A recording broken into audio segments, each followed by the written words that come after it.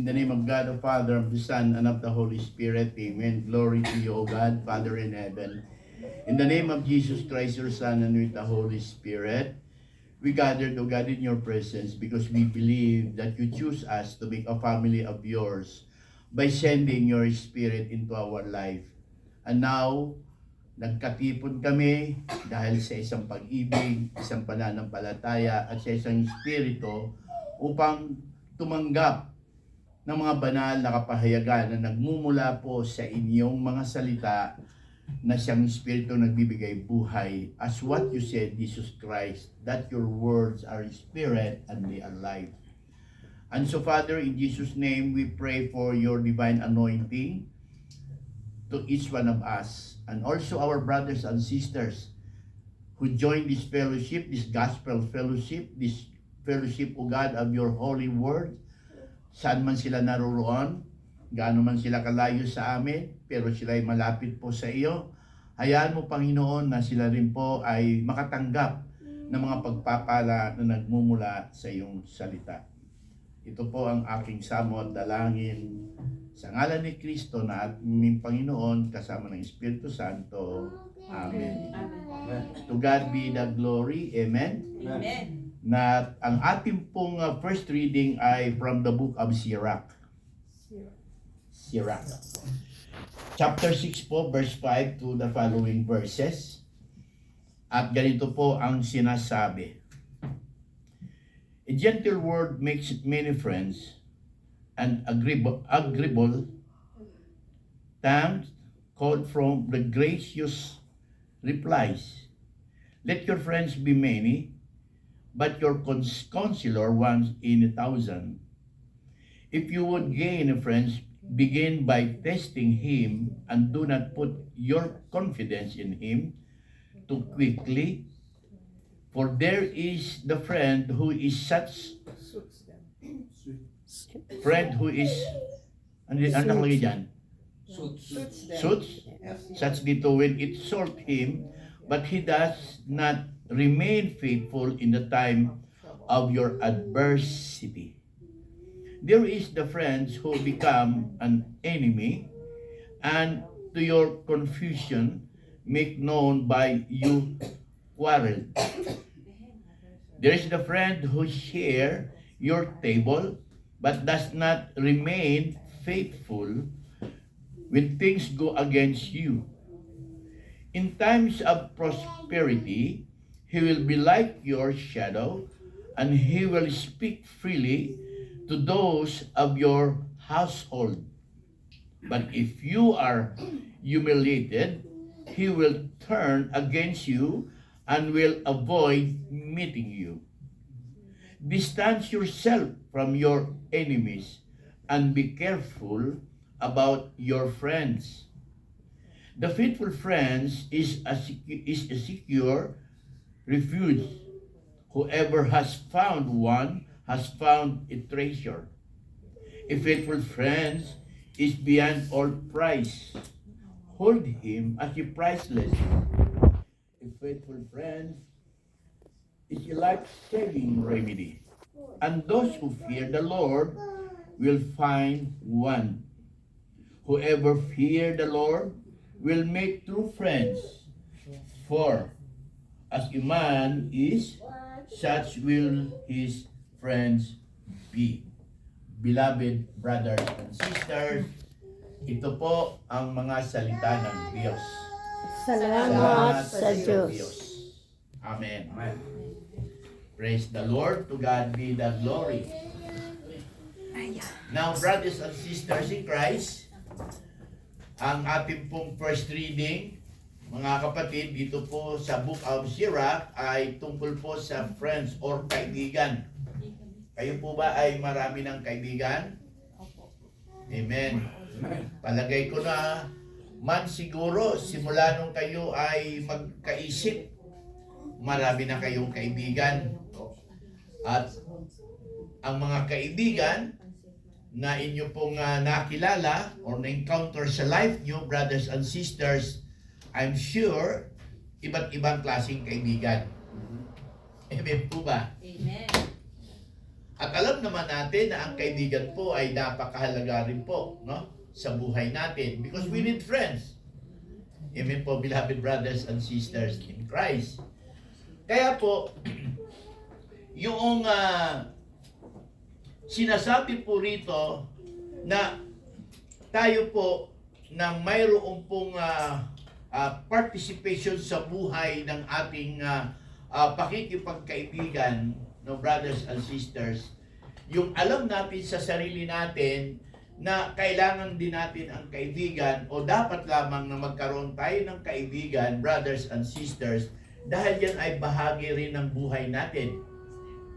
Ayon po sa ating paniniwala. But in this book of Sirach, meron po siyang sinasabi. Na ang sinasabi niya po, brothers and sisters, ay ino-open niya tayo sa isang pakikipagkaibigan, mga kapatid, sa pananampalataya, na meron din po tayong awareness sa pakikipagkaibigan. Amen po ba? Amen. Ayan. Sapagkat meron din kaibigan na totoo at meron kaibigan na hindi totoo. Amen po ba? Ayon sa kinikwento ng sinulat na ito, no? Sa aklat nito ng Sirach. But ang nais ko pong i-share po dito, brothers and sisters in Christ, ay yung pagkakaroon ng kaibigan. Makakatagpo tayo ng tunay na kaibigan, una sa lahat, kung ikaw rin mismo ay may takot sa Diyos. Amen?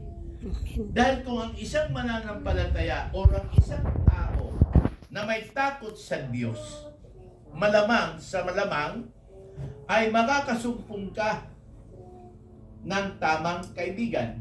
Amen. At hindi ka man makasumpong ng tamang kaibigan, ang sinasabi niya rito ay magkakaroon ka ng awareness sa tamang pakikipagkaibigan. Bakit? Kasi nga po mga kapatid, sa pananampalataya, yung pagkatakot natin sa Diyos, tulad ng sinasabi po ng Book of Proverbs, if you remember, nasa chapter 3 ba yung brother, verse 5? Fear of the Lord, brothers and sisters in Christ, is the beginning of wisdom.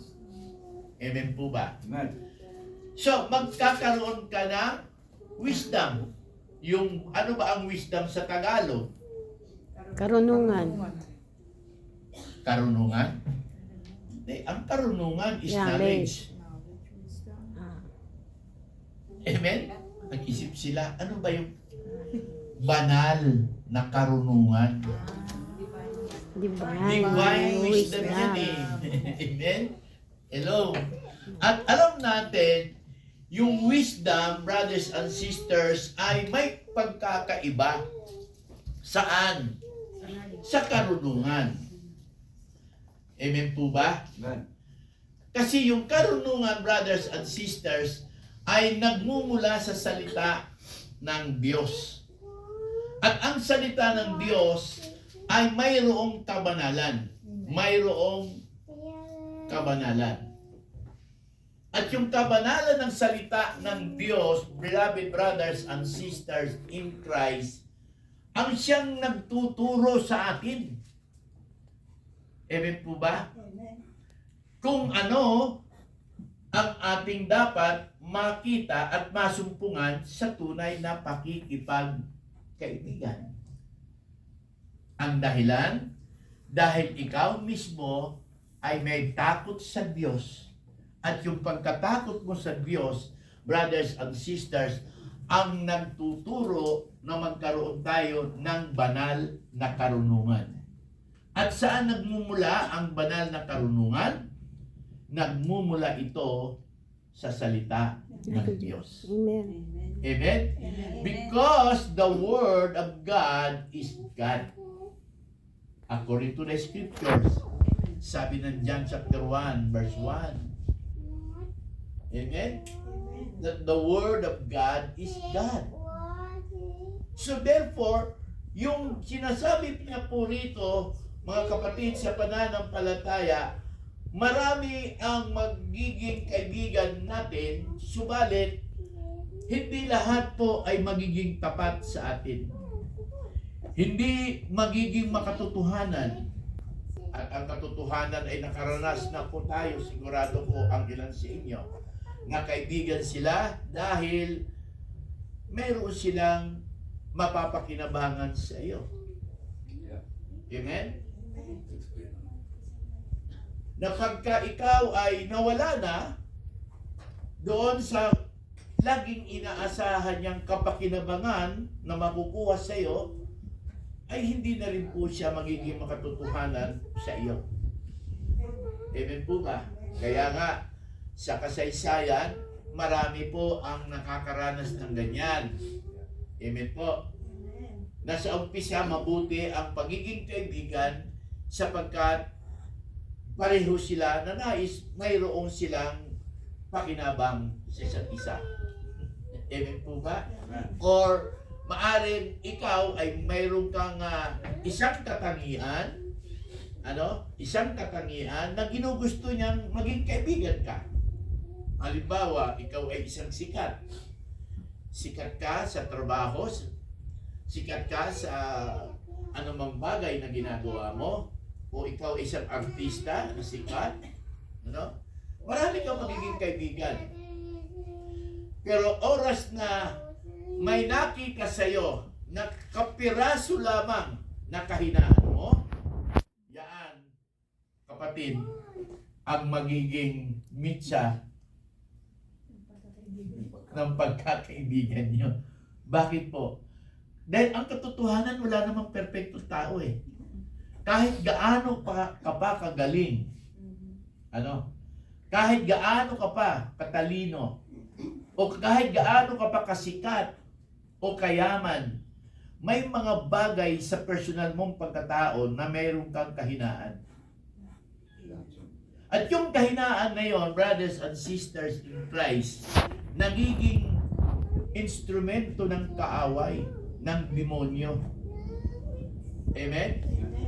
Para po i-deceive ang nagiging kaibigan mo, na siya rin mismo ang magbubulgar sa kahinaan mo. Amen? At siya rin mismo ang sisira sa iyo. Di po ba? Kita yung mga artista, pag sikat, talaga naraming kaibigan. Pagka yan ay nalaos o kaya nagkaroon ng ibang kaibigan katulad mo, na nagkaroon ka ng ibang kaibigan, yung kaibigan mo yun, pag sisirusan niya yung naging bago mong kaibigan, siya ang sisira sa iyo. Ayon sa sinasabi dito sa pagkasulat nito, sa binasa natin sa Book of Sirach.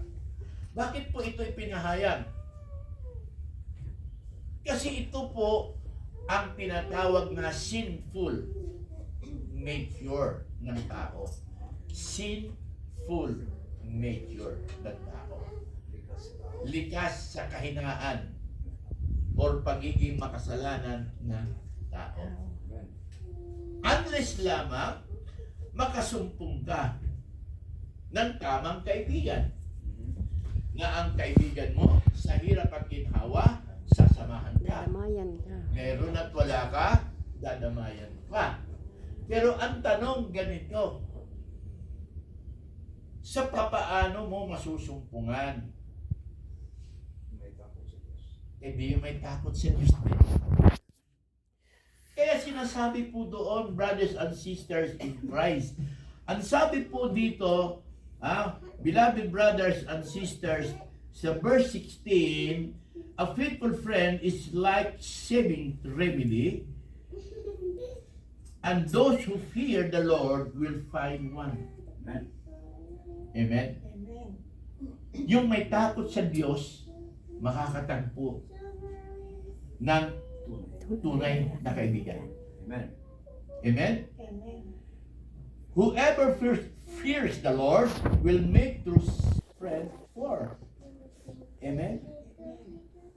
Kaya kung may takot sa Diyos, so kailangan natin maintindihan kung nais natin makasumpong ng tunay na kaibigan, Kailangan po kapatid, sa totoo lang, maging bukas ka. Saan? Sa salita ng Diyos. Because yun po ang magtuturo sa atin na magkaroon po tayo ng pagkatakot sa Diyos. At ang pagkatakot sa Diyos na siyang banal na karunungan ng Diyos ang magtuturo sa iyo. Maalala niyo po yung sinasabi ng Panginoon. Mayroong sinasabi ang Panginoon sa aklat, sa Gospel ni John, I think chapter 14 yata yun, verse 13. Tingnan po natin sa inyong mga Biblia. Ang sabi po ng Panginoon sa Gospel na sinulat ni John, chapter 14, I think verse 13, tingnan natin ha, sa Biblia. Biblia kasi ang susundan natin. Okay? 13 nga ba ho yung brothers and sisters in Christ? Okay? Tingnan ko lang sa wikang Tagalog ha.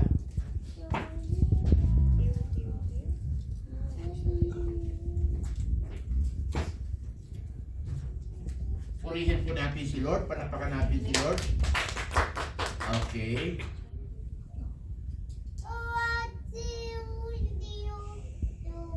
Salamat sa Panginoon, mayroon tayong angel na nag-worship. Nag-worship yan.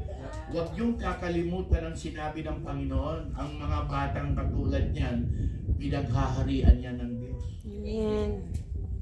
Whoever receive this little one in my name, they receive me. Amen. Hindi po ba? Oo, ayan. So, okay. Ang sabi po pala, hindi pala 13. Puntahan natin ang 16. Okay, verse 16 po. Sa inyong mga Biblia. Kung may Biblia po kayo, buksan niyo po sa Gospel ni John, chapter 14, verse 16. Ganito po sinasabi sa wikang Tagalog. Dadalangin ako sa Ama upang kayo'y bigyan niya ng isa pang patnubay na magiging kasama ninyo magpakailanman. Amen.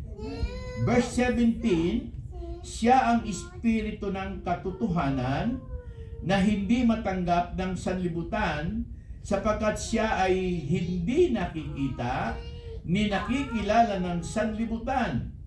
Ngunit nakikilala niyo siya sapagkat siya ay nasa inyo at siya ay mananatili sa inyo. Amen. Amen. Purihin natin ang Panginoon, brothers and sisters in Christ. Sabi po sa 16, and I will ask the Father, and He will give you another helper to be with you forever. The Spirit of truth, whom the world cannot receive, but it neither sees Him nor knows Him, but you know Him, for He is with you and will be in you. Sino ang gagawa na ito'y Espiritu. taglayin natin? Espiritu. Ang Espiritu ng katotohanan? Ito yung Kristo. Amen. Siya mismo ang dadalangin sa Ama. Hindi natin kayang utusan ng Ama para sabihin natin, Ama, Yahweh, subuin niyo po ang Espiritu niyo po na makasama ko. Hello? Amen? Ang Panginoon mismo ang salita, dadalangin ako. Christ Himself will pray for those Spirit from God, brothers and sisters, to be with us. Amen. Ito po yung hindi nakikita ng sanlibutan ito. Hindi po siya nakikita at hindi po talaga, brothers and sisters, nalalaman ng sanlibutan ito. Bakit po? Example lamang na tanong. Sino ho sa inyo nakakita na ng Espiritu ng Diyos na naglalakad at lumapit sa inyo at kinausap ka? Wala pa. Hindi ba? Because Spirit is Spirit. Hello? Pero ang sabi ng Panginoon, no? Sa iyo siya eh. Mananahan siya sa iyo eh. Anong ibig sabihin ng Panginoon na sa iyo?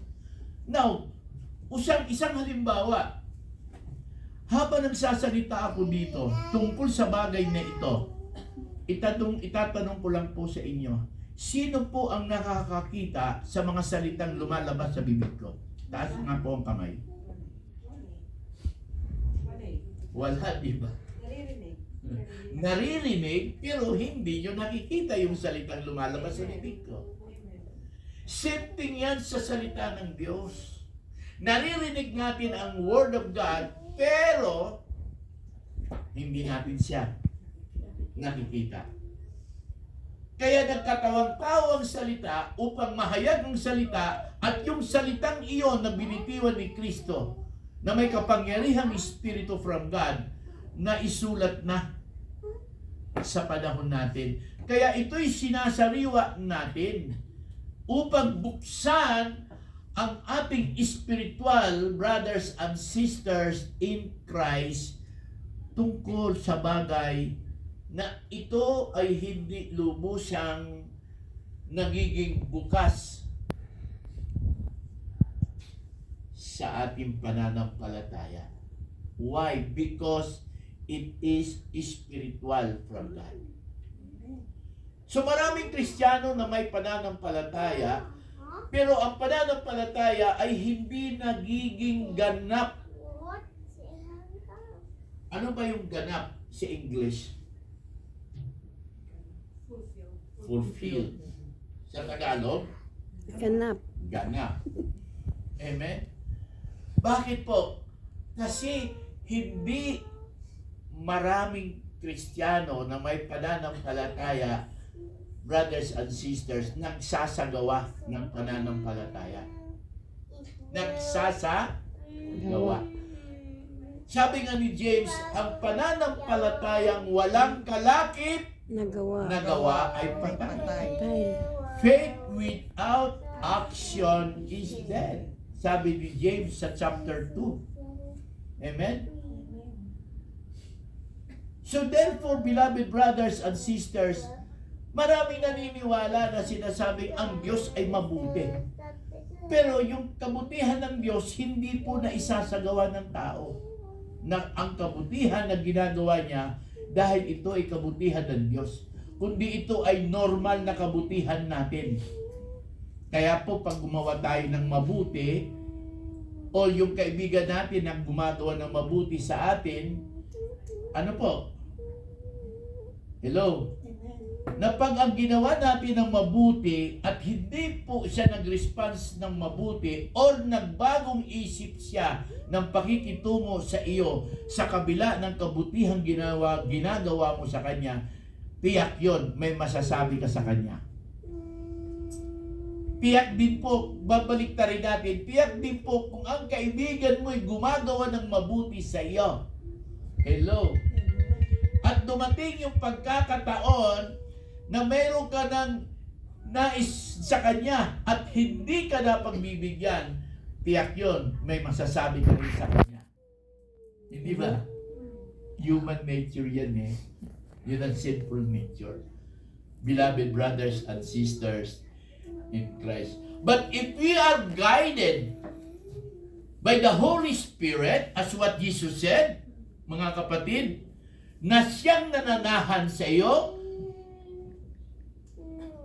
kapatid, sigurado po, no? Hindi ka mag-iisip ng anumang masama laban sa kapwa mo kahit na po ginawan mo siya ng mabuti at ang kanya pong pinakita sa iyo ay hindi pa rin mabuti or nagtaksil siya sa iyo. Hello? Sa kabila ng iyong kabutihan, wala kang masasabi against sa kanya. Or ganun din naman siya sa iyo kung siya ang lalagay sa kalagayan mo. Why? Beloved brothers and sisters, bakit po? Kasi alam natin na ang ginawa natin ay gawain lang ng Diyos na pinagkatiwala sa atin. Is that correct? Hindi ka mag-iisip ng negative o masama against sa kanya. Sa kabila ng ginawa mong mabuti at sinuplihan ka ng hindi mabuti, wala ka nang sasabihin against sa Kanya because you know that you are doing, it is God's work in you. Amen. Amen? Hindi ka nagkwikwenta. Well, ginawa ko ng mabuti yan, ganito yan, ganyan mo ngayon, ganyan. Wala ka nang sasabihin because alam mo na ang ginawa mo ay gawain lamang ng Panginoon na ginampanan mo.